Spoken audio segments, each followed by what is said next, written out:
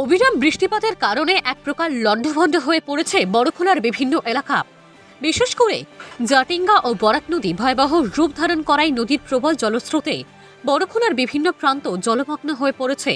এদিকে জাটিঙ্গা ও বরাক নদীর তাণ্ডবে গৃহহীন হয়ে পড়েছেন বড়খোলা, চেত্রী, পুরন্দরপুর, নিচু জয়নগর, কুমারপাড়া জিপির রায়পুর এলাকার শত শত পরিবার। এছাড়াও বদরপুর, মাছিমপুর জিপিরও অনেক পরিবার গৃহহীন হয়ে পড়েছেন। নদীর স্রোতে অনেকের ঘরবাড়ি ভেঙে তছনছ হয়ে গেছে। এদিকে শিলচর কালাইন সড়কের ইআন্ডির মুখ থেকে প্রবাহিত হচ্ছে বরাক নদীর জল। এতে আতঙ্কে হাজার হাজার পরিবার। প্লাবিত এলাকার সবাইকে নিজ নিজ সন্তানদের নিয়ে নিরাপদ জায়গায় আশ্রয় নেবার অনুরোধ জানিয়েছেন উত্তর বড়খোলার প্রাক্তন জেলা পরিষদ সদস্য জহুরুল ইসলাম বড়ভূইয়া। হিফজুর রহমান বড়ভূইয়ার প্রতিবেদন, সংবাদ বাংলা।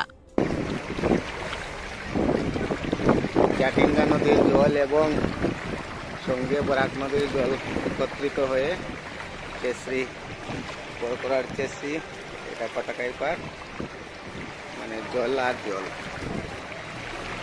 এই যে ভয়াবহ অবস্থা আমাদের এলাকার, চারিদিকে একই অবস্থা। কে কার সাহায্য করবে এমনই সিচুয়েশন এসে পৌঁছেছে। সবাই জলে প্লাবিত হয়েছেন।